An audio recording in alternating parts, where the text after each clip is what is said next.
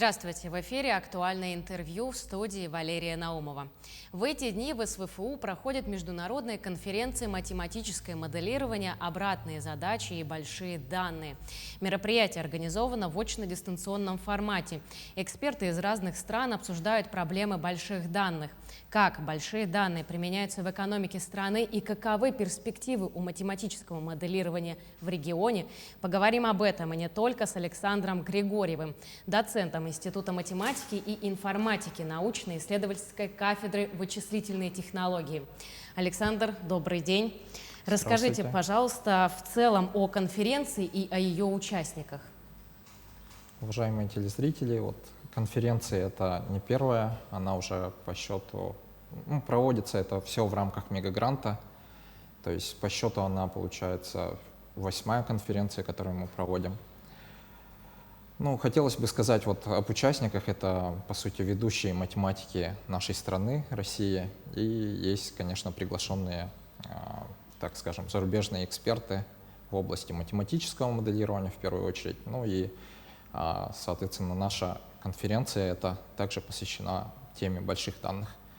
Если говорить про эту лабораторию, то есть этот мегагрант — это очень престижный конкурс, который был выигран нашей лабораторией. И, по сути, это тот самый положительный факт, что математики из СВФУ, они привлекают, российские деньги в республику и так далее. То есть это такая скажем, концепция того, что математики не только, скажем, какие-то фундаментальные вещи исследуют, то есть теорию какую-то, но еще занимаются решением каких-то важных, актуальных, прикладных задач, в том числе и для нашего региона. А когда был выигран грант и что это в целом за грант? В 2017 году, то есть это проект вообще, мегагранта, он направлен на создание лаборатории международного значения, то есть у нас был приглашенный ученый, ведущий эксперт в области математического моделирования многомасштабных методов, профессор Ялчин Эфендиев из Техасского университета, из США, То есть он приезжает сюда и буквально на полной ставке работает с нашим коллективом. Давайте вернемся к большим данным. Для начала поясните, что это такие за большие данные и какова вообще их роль в экономике нашего региона? Давайте отвечу со второго вопроса. То есть если говорить кратко, то роль больших данных в нашей экономике, она большая. Но смысл такой, что большие данные, они, тем не менее, так или иначе интегрированы уже в нашу экономику. Просто в некоторых секторах экономики они интегрированы меньше, а где-то больше. И, соответственно, все слышали такую вещь, как цифровая экономика, И эта цифровая экономика, ее базис, фундамент — это, по сути, технология больших данных, искусственного интеллекта, машинного обучения. По сути, это те термины, которые употребляют в связке вместе. А есть ли какие-то перспективы больших данных с большими данными? Да, я хотел бы сказать, что вообще это такой новый, очень мощный инструмент, и, соответственно, его надо внедрять. И, по сути, те экономики, которые будут игнорировать эти инструменты, они потеряют очень много и будут лишены каких-то конкурентных своих качеств. Во всех областях могут применяться большие данные? Большие данные, скажем так, есть некоторые области, которые предназначены, в которых большие данные применять просто, скажем так, они естественным образом вливаются в эти области, но есть те данные, которых большие данные можно применять именно как сопутствующий инструмент, как, скажем так, определенная поддержка этих областей. А что это за области? Если говорить про нашу республику, вы знаете, у нас в плане IT, республика очень развита, то есть такие большие успешные компании, я знаю, что у них есть отделы, которые занимаются большими данными, искусственным интеллектом и так далее.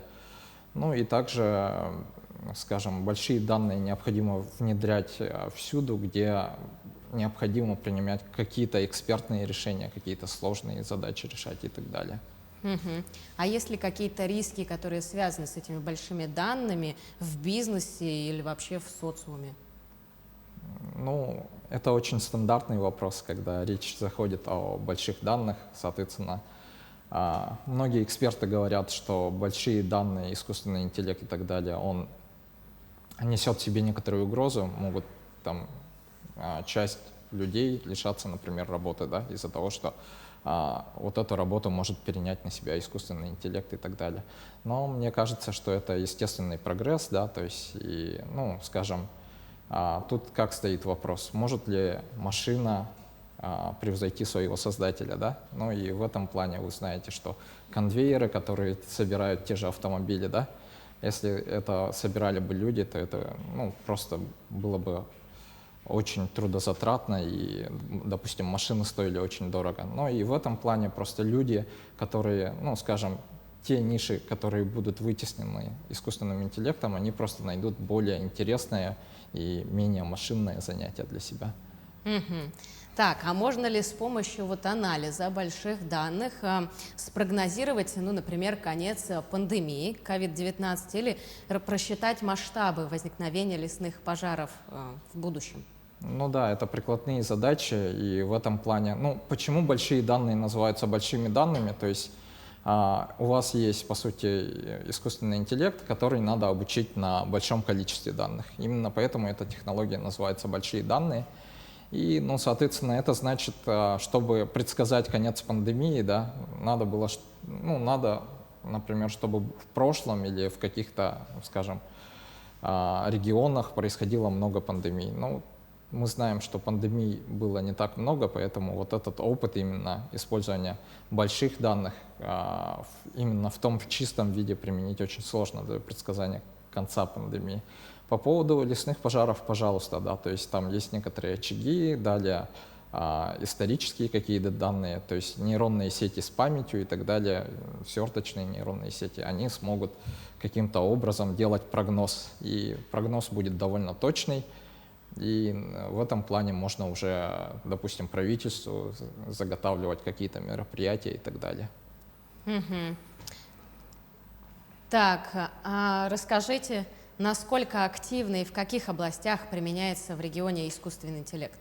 Ну, мы немножко об этом поговорили. Если расширять данный вопрос, да, ну, точнее, ответа на данный вопрос, то ну, я знаю, что есть также очень сильные коллективы в медицине, которые занимаются, допустим, задачами, прикладными задачами медицины, и там, например, тот же ковид, про который мы говорили, да, надо сделать вот снимок ультразвуковой или МРТ и так далее, и определить по этому снимку процент поражения легких, есть ли у человека ковид и так далее. Ну, то есть такие вот прикладные вещи.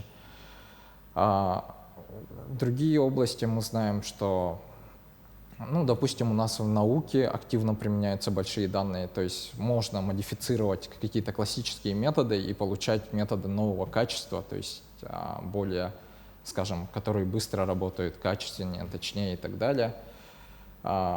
Также необходимо, я так считаю, что, скажем, в правительстве, да, активно задействовать эту технологию с тем, чтобы принимать решения не только на уровне, вот, скажем, советников, экспертов, да, ну, ситуационный центр называется, но также применять для некоторых задач вот эту технологию. Мгм.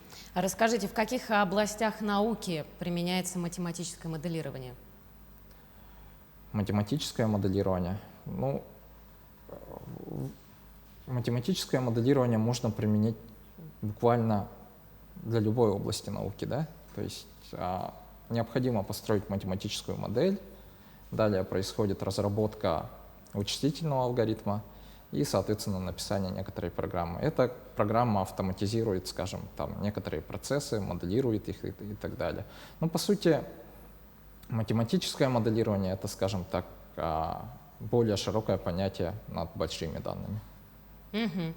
А вот с какими математическими вузами, возможно, сотрудничает СВФУ и в каких областях? На этот вопрос я, наверное, отвечу очень так общими словами, потому что мы открыты для взаимодействия абсолютно со всеми научными коллективами, да. То есть если я начну перечислять вот этот вуз, вот этот, это будет очень долго и так далее. Ну, основные это ведущие математические институты России, какие-то очень сильные университеты России и также зарубежные. Если говорить о наших зарубежных партнеров, то у нас есть связи в Америке, Германии, Китае, Корее, ну и так далее. Очень много стран, с которыми мы плотно работаем и решаем общие задачи, которые стоят перед математиками, перед прикладниками и так далее. Ну, давайте вернемся к конференции. Может быть, расскажете еще поподробнее, какие цели вы хотите достичь по итогу этой конференции? Все-таки она носит статус международный? Да. Если говорить о круге задач, которые обсуждаются в рамках конференции, это очень широкий круг задач. То есть чисто математические, которые теоретические задачи, да, а на них мы, соответственно, эти вопросы обсуждаем, мы, соответственно, повышаем свою квалификацию. Есть вопросы, это очень важно с той точки зрения, что коллектив СВФУ, он перенимает опыт участников конференции, люди обмениваются идеей, информацией, налаживаются научные связи и так далее. По поводу, скажем, таких прикладных задач, очень активно обсуждаются, да, задачи, атомной энергетики, скажем так, добычи углеводородного сырья, важные для региона задачи тепла, массопереноса, то есть что происходит с нашими грунтами, да, как там все устроено, как будут стоять здания, их устойчивость и так далее. Вопросы строительства, вопросы новых материалов, и так далее. Медицинские те же задачи. То есть очень много задач, которые требуют пристального внимания, в которых можно разрабатывать какие-то новые методы, придумывать новые идеи, внедрять их. И в этом плане конференция, то, что она организована, конечно, погода чуть-чуть подпортила нам эту конференцию. Очень много ведущих ученых, к сожалению, не смогло прилететь. Они просто вернули билеты, так как узнали, что тут у нас стоит такой смог, да, и дышать сложно и так далее. Но в целом именно такие активные фанаты науки, они прилетели и, соответственно, они готовы работать даже в таких сложных условиях. Благодарю вас, Александр. Ну а я напоминаю, вы смотрели актуальное интервью. Хорошего дня.